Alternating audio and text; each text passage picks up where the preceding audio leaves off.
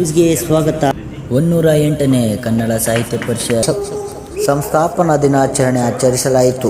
ಕನ್ನಡ ಸಾಹಿತ್ಯ ಪರಿಷತ್ ವತಿಯಿಂದ ಬೀದರ್ ಜಿಲ್ಲೆಯಲ್ಲಿ ಆಚರಿಸಲಾಯಿತು. ಅತಿಥಿ ಉಪನ್ಯಾಸಕರಾಗಿ ಆಗಮಿಸಿದಂಥ ಸಿದ್ದು ಯಪ್ಪಲಪ್ಪ ರವಿ ಅವರು ಆಗಮಿಸಿದರು. ಬೀದರ್ ಜಿಲ್ಲೆಯ ತಹಸೀಲ್ದಾರ್ ಆದಂಥ ಅಣ್ಣಾರಾವ್ ಪಾಟೀಲ್ ಉದ್ಘಾಟನೆಯನ್ನು ನಡೆಸಿದರು. ಸಿದ್ದರಾಮಪ್ಪ ಮಾಸಿಮನಿ, ಅಲ್ಲಂ ಪ್ರಭು, ಟಿ.ಎಂ. ಮಚ್ಚೆ ಸೇರಿದಂತೆ ಬೀದರ್ ಜಿಲ್ಲೆಯ ಕನ್ನಡ ಸಾಹಿತ್ಯ ಪರಿಷತ್ ಅಧ್ಯಕ್ಷರಾದ ಸುರೇಶ್ ಚಂದ್ರಶೆಟ್ಟಿಯವರ ಅಧ್ಯಕ್ಷತೆಯಲ್ಲಿ ಈ ಕಾರ್ಯಕ್ರಮವನ್ನು ಜರುಗಿಸಲಾಯಿತು. ಈ ಕಾರ್ಯಕ್ರಮಕ್ಕೆ ITI ಕಾಲೇಜಿನ ವಿದ್ಯಾರ್ಥಿಗಳು ಮತ್ತು ಸಾಹಿತಿಗಳು ಸೇರಿದಂತೆ ಎಲ್ಲರೂ ಒಳಗೊಂಡು ಕನ್ನಡ ಸಾಹಿತ್ಯ ಪರಿಷತ್ ಸ್ಥಾಪನೆ ದಿನಾಚರಣೆಯನ್ನು ಆಚರಿಸಿದರು. ಆದರೆ ಅದರ ಪೂರ್ವದಲ್ಲಿ ಆಮೇಲೆ ಅಂಥದ್ದು ಸಾಹಿತ್ಯ ಭಾಳ ವಿರಳವಾಗಿ ಬಂದಿಲ್ಲ, ಅಲ್ಲಿ ಇಲ್ಲಿ ಬಂದಿಲ್ಲ ಅಂತ ಹೇಳೋಂಗಿಲ್ಲ. ಆದರೆ ಎಲ್ಲರಿಗೂ 20ನೇ ಶತಮಾನದವರೆಗೆ ಕಾಯಬೇಕಾಯಿತು. 20ನೇ ಶತಮಾನದ ಆರಂಭದಲ್ಲಿ ಏನು ಕನ್ನಡ ಸಾಹಿತ್ಯ ಪರಿಷತ್ ಇಟ್ಕೊಂಡು ಇವರು ಅದರ ಒಂದು ಹಿರಿಮೆ ಹೆಚ್ಚಿಸಿ ಅದರ ಶಾಖೆಗಳನ್ನು ಸ್ಥಾಪಿಸಿ ಇವತ್ತಿನ ಗ್ರಾಮ ಘಟಕದವರೆಗೆ ಬಂದು ನಿಲ್ಲುವಂಗ ಸಂಸ್ಥೆ ಬೆಳೆದಿದೆ. ಸುಮಾರು 4 ಲಕ್ಷದವರೆಗೆ ಇವತ್ತು ಕಸಪ ಸದಸ್ಯರಾಗಿದ್ದಾರೆ, ಆಜೀವ ಸದಸ್ಯರಾಗಿದ್ದಾರೆ. ಇದು ಸಾಮಾನ್ಯ ಬೆಳವಣಿಗೆ ಅಲ್ಲ.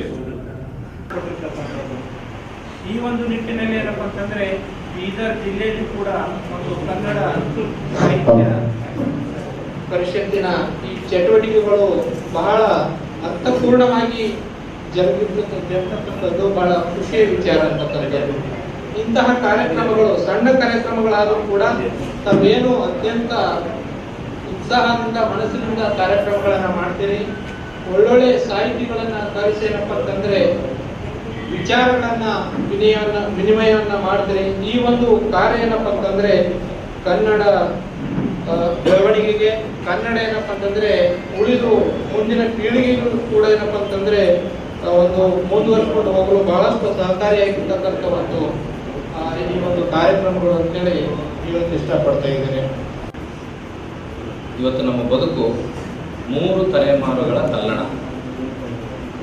ಯುವಕರಿಗೆ ಸಾಹಿತ್ಯ ಪರಿಷತ್ತು ಏನು ಮಾಡಬೇಕು? ಸಿದ್ದರಾಮಪ್ಪನವ್ರು ಹೇಳಿದ್ರು, ಒಳ್ಳೊಳ್ಳೆ ಕಾರ್ಯಕ್ರಮಗಳನ್ನ ಮಾಡಿದರೆ ಇವತ್ತು ನಿವೃತ್ತಿಯಾಗಿರುವಂಥ ಹಿರಿಯ ಜನಾಂಗ ಒಳ್ಳೆಯ ಕಾರ್ಯಕ್ರಮಗಳನ್ನು ಬಯಸ್ತಾ ಇದೆ. ಅದಕ್ಕೆ ಪೂರಕವಾಗಿರುವಂಥ ಕಾರ್ಯಕ್ರಮಗಳನ್ನು ಕೊಡಬೇಕು. ಅದು ಸಾಹಿತ್ಯ ಪರಿಷತ್ತಿನ ಆಶಯ ಆಗಬೇಕು. ಇನ್ನು ಚಂದ್ರಶೆಟ್ಟಿ ಮತ್ತು ನಮ್ಮಂಥ ಸಮಕಾಲೀನರಿಗೆ ಸಾಹಿತ್ಯ ಪರಿಷತ್ತು ಅದು ತನ್ನ ಪದಾಧಿಕಾರಿಯ ಸ್ಥಾನಮಾನಕ್ಕಾಗಿ ಸಾಹಿತ್ಯ ಪರಿಷತ್ತು ಬೇಕು. ಹೊಸ ತಲೆಮಾರಿನ ಯುವಕರಿಗೆ ನಾವು ಏನು ಕೊಡಬೇಕು? ಭಾಳ ನಾವು ಹೇಳ್ತಾ ಇರ್ತೇವೆ, ಕರ್ನಾಟಕದಲ್ಲಿ ಏನಾದರೂ ಹಣದ ವ್ಯವಹಾರ ಇಲ್ಲದೆ ಬಹಳ ಪ್ರತಿಷ್ಠಿತ ಸಂಸ್ಥೆ ಅಂತಿದ್ರೆ ಅದು ಸಾಹಿತ್ಯ ಪರಿಷತ್. ಅಂದರೆ ಸಾಹಿತ್ಯ ಪರಿಷತ್ ಅಧ್ಯಕ್ಷರಾದ್ರೆ ಏನು ಭಾಳ ದುಡ್ಡು ಬರಲ್ಲ, ಕೆಲವೊಬ್ರದಂತೂ ಇದ್ದು ದುಡ್ಡು ಹೋಗ್ತದೆ. ಆದ್ರೆ ಯಾಕೆ ಇಷ್ಟು ಬಡದಾಡ್ತಾರೆ ಸಾಹಿತ್ಯ ಪರಿಷತ್ ಚುನಾವಣೆಗೆ? ಮತ್ತೆ 108 ವರ್ಷದ ಬಹಳ ದೊಡ್ಡ ಸಾಧನೆ ಅಂದ್ರೆ ಮಾಸಿಮಡಿ ಸರ್ ಬಹಳ ಖರ್ಚು ಮಾಡಿ ಚುನಾವಣೆ ನಡೆದಂತೆ ಬಹಳ ದೊಡ್ಡ ಸಾಧನೆ. ನಾನು ಈ ಜಿಲ್ಲೆ ಅಲ್ಲ ಬಿಡಿ, ಈ ಜಿಲ್ಲೆಯಲ್ಲಿ ಚಂದ್ರಶೆಟ್ಟಿ ಏನಷ್ಟು ದುಡ್ಡು ಖರ್ಚು ಮಾಡಲಿಲ್ಲ.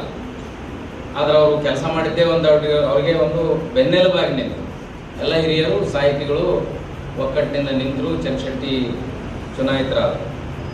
ಆದರೆ ನಾನು ಕೆಲಸ ಮಾಡ್ತಾ ಇರುವಂಥ ಗದಗ ಜಿಲ್ಲೆಯಲ್ಲಿ ಚುನಾವಣೆ ನಡೆದದ್ದು ನೋಡಿಬಿಟ್ರೆ ನಂಗೆ ನಿಜವಾಗ್ಲೂ ಭಯ ಆಯಿತು. ನಾನು 1ನೇ ಚುನಾವಣೆ ನಿಂತಿದ್ದೆ ಸಾಹಿತ್ಯ ಪರಿಷತ್ತಿಗೆ. ಬಹುಶಃ ಅವತ್ತು ಸಾಹಿತ್ಯ ಪರಿಷತ್ ಚುನಾವಣೆಯಲ್ಲಿ ಗೆದ್ದಿದ್ರೆ ನಾನು ಇಲ್ಲಿ ಮಧ್ಯೆ ಬಂದು ನಿಲ್ತಿರ್ಲಿಲ್ಲ. ಯಾಕಂದ್ರೆ ನನ್ನಲ್ಲಿರುವ ಸಾಹಿತಿ ಸತ್ತು ಹೋಗ್ತಿದ್ದ. ಅಷ್ಟು ದೊಡ್ಡ ಗೊಂದಲ ಸಾಹಿತ್ಯ ಪರಿಷತ್ತಿಂದ. ನಾನು ಕೇವಲ 4 ಓಟುಗಳಲ್ಲಿ ಸೋತೆ. ಆವಾಗ ನನ್ನ ಗುರುಗಳು ಚಂದ್ರಶೇಖರ್ ಪಾಟೀಲ್ರು ಭಾಳ ಸಂತೋಷದಿಂದ ಪತ್ರ ಬರೋರು, ನೀನು ಸೋತಿದ್ದಕ್ಕೆ ನಾನು ನಿನ್ನನ್ನು ಅಭಿನಂದಿಸ್ತೇನೆ, ಯಾಕಂದ್ರೆ ನಿನ್ನೊಳಗಿರೋ ಸಾಹಿತಿ ಸತ್ತು ಹೋಗ್ತಿದ್ದ. ಅಂದ್ರೆ ನಂಗೆ ಆಶ್ಚರ್ಯ ಆಯ್ತು. ಪರಿಷತ್ತು ನಮ್ಮ ರಾಜಕಾರಣಿಗಳು ಕೇಳ್ತಾರೆ, ಏನ್ರಿ ಇಷ್ಟು ಭಾರಿ ಅನಾಹುತ ಎಲೆಕ್ಷನ್ ಮಾಡ್ತಾರಲ್ಲ, ಏನಿರ್ತದೆ ಇದರಲ್ಲ? ರಾಜಕಾರಣಿಗಳು ಬೆಚ್ಚಿ ಬೀಳುವಂತಹ ಚುನಾವಣೆಯನ್ನು ಸಾಹಿತ್ಯ ಪರಿಷತ್ನವ್ರು ಮಾಡ್ತಾರಂದ್ರೆ ಅರ್ಥ ಏನು ಅಂದರೆ ಪರಿಷತ್ತಿಗೊಂದು ಅಮೋಘವಾದ ಶಕ್ತಿ ಇದೆ. ಆ ಪರಿಷತ್ತಿನ ಅಮೋಘ ಶಕ್ತಿ ಕೇಂದ್ರ ಅಂದ್ರೆ ಸಾಹಿತ್ಯ ಸಮ್ಮೇಳನ. ಬೀದರಿಗೆ ನಾನು ಮೊದಲೇ ಸಲ ಬಂದಿದ್ದೆ, ಬೀದರನ್ನು ನೋಡಿದ್ದೆ ನಾನು ಅಖಿಲ ಭಾರತ ಸಾಹಿತ್ಯ ಸಮ್ಮೇಳನದ ಸಂದರ್ಭದಲ್ಲಿ.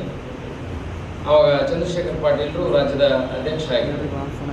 ಅವ್ರು ನನ್ನ ವಿದ್ಯಾಗುರುಗಳು, ಹಾಗಾಗಿ ನಾನು ಅವ್ರ ಜೊತೆ ಸಾಹಿತ್ಯದ ಗುರುಗಳು ಹೌದು, ಅವ್ರ ಜೊತೆ ತಿರುಗಾಡ್ತಾ ಇದ್ದೆ.